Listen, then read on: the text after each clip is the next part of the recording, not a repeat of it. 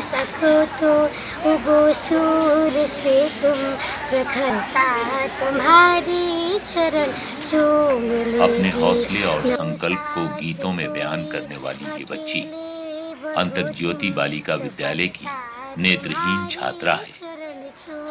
न हो साथ कोई, अकेले बढ़ो तुम, सफलता तुम्हारी चरण चूम लेगी। अगर जी सको तो बिहार नेत्रहीन परिषद के अंतर्गत चलने वाला अंतर्ज्योति बालिका विद्यालय आज सूबे का इकलौता ऐसा विद्यालय बन चुका है जहां नेत्रहीन बालिकाओं को शिक्षा और रहने व खाने पीने की सुविधा निःशुल्क दी जा रही है। आज यहां उत्तर प्रदेश, झारखंड, पश्चिम बंगाल आदि राज्यों की बालिकाएं भी शिक्षा ग्रहण कर रही हैं। इस विद्यालय में मतलब 115 छात्राएं रहती हैं। 1 से 10 तक यहाँ बच्चियों को पढ़ाया जाता है और फ्री मतलब कोई कॉस्ट नहीं लिया जाता है बच्चों को पढ़ाने के लिए। ये इन नेत्रहीन बच्चियों ने साबित कर दिया है कि आंखों में भले ही रोशनी ना हो, लेकिन अपनी प्रतिभा के जरिए सूबे का नाम रोशन करने की चाहत इनके अंदर भी आसमान छू रही है। मैं जब यहाँ नहीं आई थी तभी मुझे लगता था सिर्फ दुनिया में मैं ऐसी हूँ, लेकिन मैं जब स्कूल में आई तो फिर मुझे हिम्मत मिली कि नहीं, मेरी बहुत सारी दुनिया में बहुत सारे मेरे तरह लोग हैं और हम लोग भी किसी से कम नहीं हैं। यहाँ आने के बाद ऐसा महसूस हुआ कि हमारी जैसे ही बहुत बच्चे हैं, क्योंकि अगर हम यहाँ कहीं भी अगर अकेले होते तो हमें ऐसा महसूस होता कि सिर्फ हम हैं, लेकिन अगर हम यहाँ आए तो हमें ऐसा महसूस हुआ कि हमारे साथ साथ सभी लोग हैं। गौरतलब है कि 2004 में यहाँ से 10वीं उत्तीर्ण करने वाली रेखा आज भारत सरकार के वित्त मंत्रालय में अच्छे पद पर कार्य कर रही है। वहीं 2006 बैच की पूनम भी पटना स्थित एक सरकारी बैंक में नौकरी कर रही है। कई नेत्रहीन छात्राएं बीएड कर शिक्षिका बन चुकी हैं। इतना ही नहीं, यहां से पढ़ाई करने वाली कई छात्राएं 10वीं की परीक्षा में पूरे बिहार में टॉप कर चुकी हैं। हमारे बच्चे बहुत सारे आज नौकरी में भी हैं। 2 लड़कियां हमारे यहाँ, गुंजन मधु है जो हमारे इंग्लिश और हिंदी की अच्छी लेक्चरर हैं। कुछ लोग राजभाषा के क्षेत्र में भी हैं, बहुत अच्छे अच्छे पोस्ट पे अभी हैं। कुछ टीचर हैं, कुछ बैंक में हैं। 2-3 तो यहाँ हमारे नेहा है और पूनम है जो यहाँ बैंक में ही पटना में ही काम कर रही हैं। पिछले 25 सालों से नेत्रहीन लड़कियों के उत्थान के लिए कार्य कर रहे अंतर्ज्योति बालिका विद्यालय के वर्तमान अध्यक्ष डॉक्टर आरएन सिंह कहते हैं, बिहार नेत्रहीन परिषद ने तो बस नेत्रहीन बालिकाओं के उत्थान के लिए एक विद्यालय की नींव रखी, फिर तो लोग खुद जुड़ते चले गए और कारवां आगे बढ़ता गया।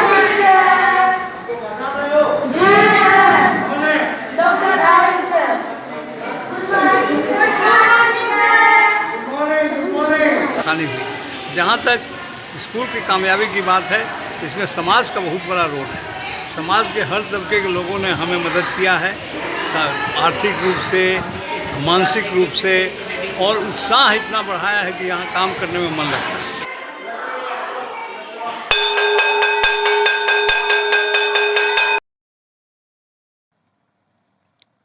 अंतर्ज्योति बालिका विद्यालय की शुरुआत 1994 में पटना के कदम कुआं इलाके में किराए के 2 कमरों के मकान में हुई थी। तब यहां 27 नेत्रहीन लड़कियों ने नामांकन लिया था। अब राजधानी के कुम्हरार क्षेत्र में बने विद्यालय में वर्तमान में 100 से भी ज्यादा नेत्रहीन बालिकाओं को शिक्षा के साथ साथ आवासीय सुविधाएं दी जा रही हैं। किराए के मकान में शुरू हुए अंतर्ज्योति बालिका विद्यालय के पास आज अपना भवन है। निर्माण कार्य व अन्य संसाधनों के लिए राशि राष्ट्रीय और अंतर्राष्ट्रीय स्तर की गैर सरकारी संस्था और शहर के नामी गिरामी डॉक्टर समेत कई अन्य क्षेत्रों के लोगों ने मुहैया कराई है। As far as international level is concern कि हम लोगों ने विदेशों में से काफ़ी अपना ये संपर्क बनाया है और कई तरह की संस्थाएं जो हमारे साथ जुड़ी हुई हैं और हम लोगों ने अभी आफ्टर पासिंग 10th एग्जामिनेशन जो बच्चियां हैं, कोई अगर वोकेशनल ट्रेनिंग की बात करते हैं तो हम लोगों ने अभी ऊपर एक्सटेंशन किया है। हम लोग वोकेशनल ट्रेनिंग सेंटर्स भी खोलेंगे।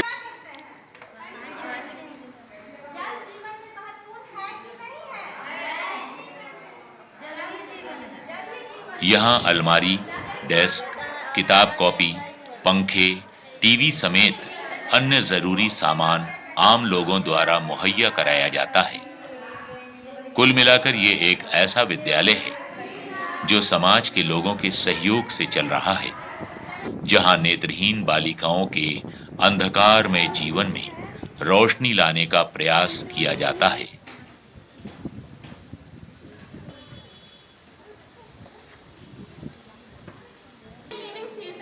दसवीं तक की नेत्रहीन छात्राओं को ब्रेल लिपि के माध्यम से पढ़ाया जाता है।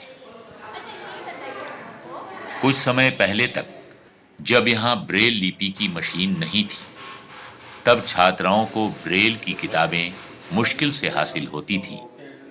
लेकिन हाल ही में एक संस्था द्वारा यहाँ ब्रेल प्रेस मशीन लगाई गई है। अब यहाँ पढ़ रही छात्राओं को विद्यालय में ही सभी विषयों की किताबें आसानी से उपलब्ध हो रही हैं। ब्रेल प्रेस लगने से ये फ़ायदा होगा कि हमें बाहरी सहायता करने का भी मौका मिलेगा एंड हम जो बाहर से यहाँ पे बुक आता था वो आएगा नहीं, यहाँ पे छपेगा, बच्चों को पढ़ने में थोड़ी सी सुविधा होगी। पहले यहाँ बच्चों को ब्रेल बुक के लिए काफ़ी दिक्कत हुआ करती थी। बाहर से मंगाना पड़ता था, जो कि प्रिंट होने में भी बहुत समय लगता था या लाने में भी दिक्कत होती थी।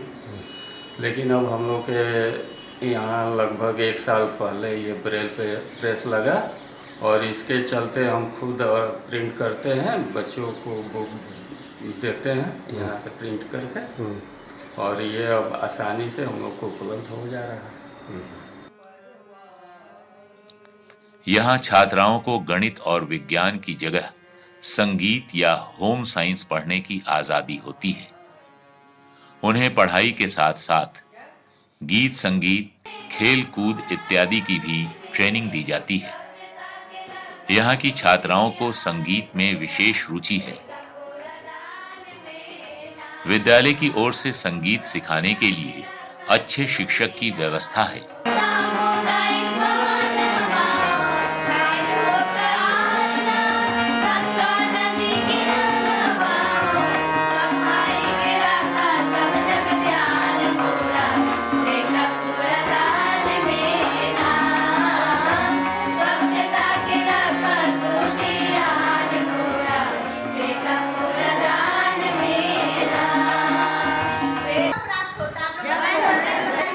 यहाँ महिला टीचरों की व्यवस्था है जो छात्राओं को अच्छी तरह से समझती हैं।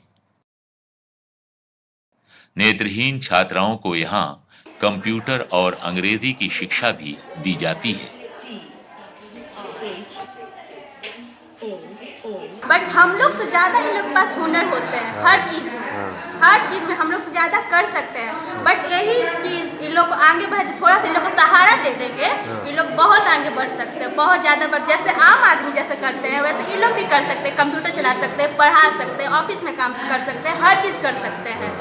के बाद मेरा है कि मैं मास कम्युनिकेशन करूं, मैं आरजे बनूं और मैं रेडियो और टीवी के माध्यम से लोगों को ये बताऊं कि बच्चे भले ही विजुअली चैलेंज ही क्यों ना हो, लेकिन अगर उन्हें साइटेड लोग उन्हें सपोर्ट करें, उन्हें थोड़ा सा भी हेल्प करें तो वो काफ़ी ग्रोन अप कर सकते हैं, वो लाइफ में काफ़ी आगे बढ़ सकते हैं।